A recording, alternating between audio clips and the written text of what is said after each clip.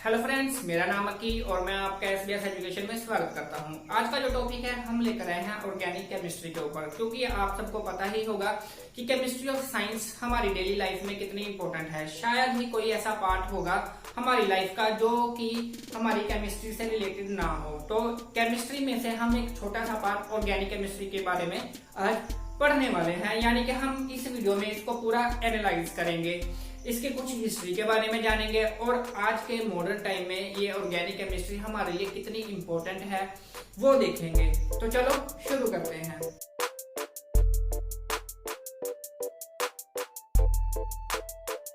अगर organic chemistry की history की बात की जाए तो ऑर्गेनिक केमिस्ट्री की हिस्ट्री जो है वो 1000 ईयर्स पुरानी है। पुराने टाइम में मेडिसिन मैन जो होते थे वो मेडिसिनल प्लांट्स से सिर्फ केमिकल एक्सट्रैक्ट करते थे।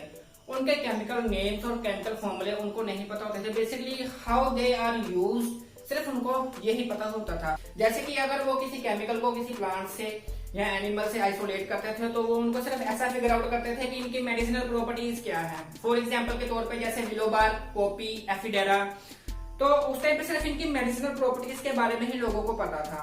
लेकिन आज के टाइम में हमें इनके केमिकल फॉर्मूलेस भी पता है, तो और इनको हम इनऑर्गेनिकली लैब में भी बना सकते हैं। अगर बात करें जैसे विलोबार को हम सैलिसिलिक एसिड के नाम से जानते हैं, पोपी को मॉर्फिन के नाम से जानते हैं और एफिडेरा को एफिड्रीन्स के नाम से जानते हैं। तो चलो बात करते हैं कि इन केमिकल्स की क्लासिफिकेशन कब से शुरू हुई। वैसे तो जैसे हमने बताया कि इसकी हिस्ट्री 1000 ऑफ इयर्स पुरानी है, पर कुछ साल पहले ही इनकी क्लासिफिकेशन के बारे में हमें पता चला। जैसे कि सबसे पहले इसको क्लासिफाई करने की कोशिश की इन 1675 में हमारे ग्रेट केमिस्ट जिनका नाम है निकोलस लैमरे। इन्होंने जो केमिकल एक्सट्रैक्शन है उनके बिहाफ पे इनको 3 ग्रुप्स में डिवाइड किया, यानी कि जो हमारे केमिकल एक्सट्रैक्ट होते थे मिनरल्स से उनको मिनरल एक्सट्रैक्टेड केमिकल्स कहा, जो प्लांट्स से एक्सट्रैक्ट होते थे उनको प्लांट्स एक्सट्रैक्टेड केमिकल्स कहा, और जो एनिमल से निकलने वाले थे केमिकल उनको एनिमल एक्सट्रैक्टेड केमिकल्स के नाम से इनको क्लासिफाई कर दिया। उसके बाद कुछ सालों बाद हमारे ग्रेट साइंटिस्ट जिनका नाम एंटोनियो लॉरेट लेवोसियर है, जिन्होंने की बहुत सारी डिस्कवरीज की हैं, बहुत सारे एलिमेंट्स उन्होंने भी डिस्कवर की है, जिनको कि हम मॉडर्न कंसेप्ट ऑफ केमिस्ट्री का फादर भी जानते हैं। इन्होंने डिस्कवर किया था कार्बन को, नाइट्रोजन को, सिलिकॉन को, और इन्होंने ही हमें बताया स्टोइकोमेट्रिक रेशो के बारे में, और इन्होंने ही सबसे पहले बताया था कि कैसे ऑक्सीजन जो है वो सपोर्ट करती है कंबशन के लिए, यानी कंबशन के लिए ऑक्सीजन कितनी इंपॉर्टेंट है। तो जब ये अपने एक्सपेरिमेंट्स परफॉर्म कर रहे थे तो इन्होंने देखा कि मोस्टली जो हमारे ऑल लिविंग बींग्स हैं, चाहे वो प्लांट्स हैं या एनिमल्स हैं, उनमें मेन कंपोजिशन ऑफ एलिमेंट्स जो है वो 3 की है, जैसे कि कार्बन, हाइड्रोजन और ऑक्सीजन। यही मेन चीफ एलिमेंट्स इनको कहा गया। तो इस बिहाफ पे इन्होंने केमिकल एक्सट्रैक्शन जो कि हमारे सर निकोलस लैमरे ने क्लासिफाई 3 ग्रुप में किया था, इन्होंने उसको मॉडिफाई करके 2 ग्रुप में कर दिया, यानी chemical extracted on the behalf of living organisms और chemical extracted on the behalf of non living organisms. अगर हम modern concept of organic chemistry की बात करें तो इसका इतिहास जो है वो मिड 18th सेंचुरी से शुरू हो गया था, जिसका सारा क्रेडिट जो है हमारे great scientist sir John Jacob Berzelius को जाता है, जो कि अपने टाइम के काफी फेमस रहे हैं, जिन्होंने काफी सारे एलिमेंट्स की डिस्कवरी की है। जैसे कि अगर मैं बात करूं सेलेनियम, थोरियम, सीरियम की, और इन्होंने हमारे पीरियोडिक टेबल के कंस्ट्रक्शन में भी काफी इंपॉर्टेंट रोल प्ले किया है। तो इनका वाइटलिज्म में बहुत स्ट्रॉन्ग बिलीफ था, तो जिसकी वजह से उस टाइम पे इन्होंने ऑर्गेनिक केमिस्ट्री की डेफिनेशन कुछ ऐसे दी थी कि organic chemistry refer to the study of chemical compounds extracted from living things, और we thought that organic compounds could only be harvested from living things but not made.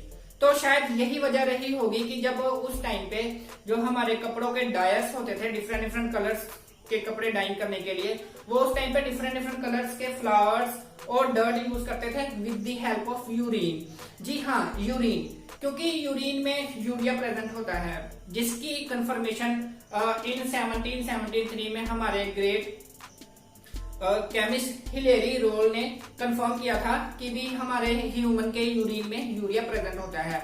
Basically urea जिसमें कि एक nitrogenous base होता है और ये एक डाइमोडेंट के तौर पे यूज किया जाता है। तो जो कि ह्यूमन में हमारे मेटाबॉलिक एक्टिविटी की प्रोटीन्स की सिंथेसिस होने के बाद यूरिन में यूरिया प्रेजेंट होता है। यूरिया बेसिकली डाई मॉलिक्यूल्स के साथ एक ब्रिज बना देता है, जिसकी वजह से क्या होता है कि जो डाइंग का लाइफ स्पैन है वो इंक्रीज हो जाता है और कपड़ों का कलर जो है वो लॉन्ग लास्टिंग हो जाता है। तो इनके कुछ एविडेंस हमें रोमन हिस्ट्रीज में भी मिलते हैं कि उस टाइम पे भी कपड़ों को डाइंग करने के लिए यूरिया का यूज किया जाता था और उस टाइम पे यूरिया सिर्फ हमारे ह्यूमन के यूरिन में मिलता था। और ऐसे कुछ एविडेंसेस भी प्रेजेंट है कि उस टाइम पे लोग यूरिन को सेल करते थे। ये एक बहुत बड़ा बिजनेस था और उस टाइम की गवर्नमेंट ने भी काफी सारे टैक्सेस जो हैं वो यूरिन सेलिंग पे लगा रखे थे ताकि वो इनसे कुछ अपना बिजनेस जो है वो रन कर सके। तो अगर आपने कभी अपने घर में कपड़ों को डाइंग किया है तो इसमें घबराने वाली बात नहीं है। बेसिकली हाँ, उसमें भी तो यूरिया प्रेजेंट होगा ही, बट वो हमारे यूरिन से नहीं आया है, क्योंकि आज के टाइम में हम यूरिया जो है वो लैब में बना रहे हैं। तो इस यूरिया को लैब में बनाने के लिए इनऑर्गेनिकली सारा क्रेडिट जो है वो जाता है हमारे साइंटिस्ट फ्रेडरिक वूलर को, जो कि प्रोफेशनली एक रॉक कलेक्टर थे, जिन्होंने भी काफी एलिमेंट्स की जैसे जिट्रियम वगैरह की इन्होंने डिस्कवरी की। तो ये पहले साइंटिस्ट थे जिन्होंने बताया था कि ऑर्गेनिक मैटर जो है वो हमारी अर्थ पे जो है वो मीटोराइट से आया है। तो बेसिकली ये अमोनियम क्लोराइड से अमोनियम साइनाइड बना रहे थे अपनी लैब में, जो कि एक हाईली अनस्टेबल कंपाउंड था और बाद में ये कन्वर्ट हो गया यूरिया में। तो यूरिया में कन्वर्ट होने के बाद ये काफी खुश हुए, तो उन्होंने अपनी खुशी का इजहार करने के लिए प्रोफेसर बर्जीलियस को एक लेटर लिखा।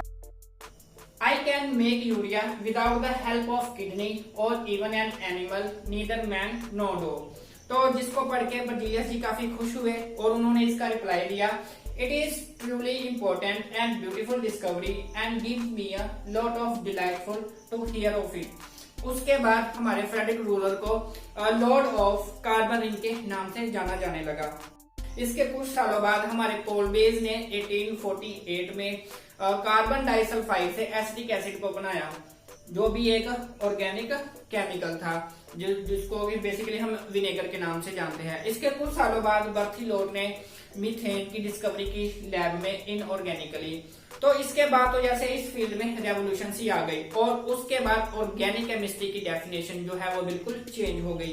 तो अब ऑर्गेनिक केमिस्ट्री की डेफिनेशन है, organic chemistry is defined as the study of the structure, properties, composition, reactions and preparation of carbon containing compounds। This definition includes chemical extracted from living things but also man-made polymers like plastics। फिर इसके बाद organic chemistry से एक branch निकली, जैसे कि अलग अलग केमिकल फॉर्मूले तैयार किए जाने लगे। तो केमिकल फॉर्मूलों को स्टडी करने के लिए एक नई ब्रांच निकली हमारी आइसोमरिज्म, जिसके बारे में आप जानते होंगे कि जिसमें हम कहते हैं कि केमिकल फॉर्मूला सेम रहता है बस इसकी स्ट्रक्चरल फॉर्मूला अलग अलग हो जाती हैं। पर स्ट्रक्चरल फॉर्मूला को स्टडी करने के लिए अगर तो स्ट्रक्चरल फॉर्मूला छोटा है तो इनफ था, लेकिन जब हमारे मॉलिक्यूल्स बड़े बड़े बनने शुरू हो गए तो काफी प्रॉब्लम्स हमें आनी शुरू हो गई। तो जिसको कि टैकल करने के लिए फिर इनकी मॉडिफिकेशन शुरू हो गई, यानी कि हमने स्ट्रक्चरल फॉर्मूला को कंडेंस्ड फॉर्म में बनाना शुरू कर दिया। यानी फिर उस टाइम पे इनको कंडेंस्ड स्ट्रक्चरल फॉर्मूला, और कंडेंस्ड फॉर्मूला भी ज्यादा स्पेस लेने लगा, उसको भी और कम कर दिया गया। उसके बाद इसको हमने स्ट्रक्चरल फॉर्मूला और लाइन एंगल फॉर्मूला में कन्वर्ट कर दिया। अगर मैं फॉर एग्जांपल की बात करूं, जैसे ऑक्टेन का स्ट्रक्चरल फॉर्मूला देखा जाए तो काफी बड़ा है, तो इसको उसके कंडेंस्ड फॉर्म में लाया गया। कंडेंस्ड फॉर्म में लाने के बाद उसको स्केलेटन फॉर्म में लाया गया। ऐसे ही हम यूज करते हैं हमारे घरों में गैसोलीन। तो गैसोलीन का जो स्ट्रक्चर फॉर्मूला है वो भी काफी बड़ा है, लेकिन जब उसको हम स्ट्रक्चर फॉर्मूला या स्केलेटल फॉर्म में ले आए तो वो हमें पढ़ने के लिए इजी हो गया। अगर दूसरी साइड पे देखा जाए तो इनका मेडिकल इंडस्ट्री में यानी मेडिकल साइंसेज में भी हमारी ऑर्गेनिक केमिस्ट्री बहुत इंपॉर्टेंट रोल प्ले कर रही है।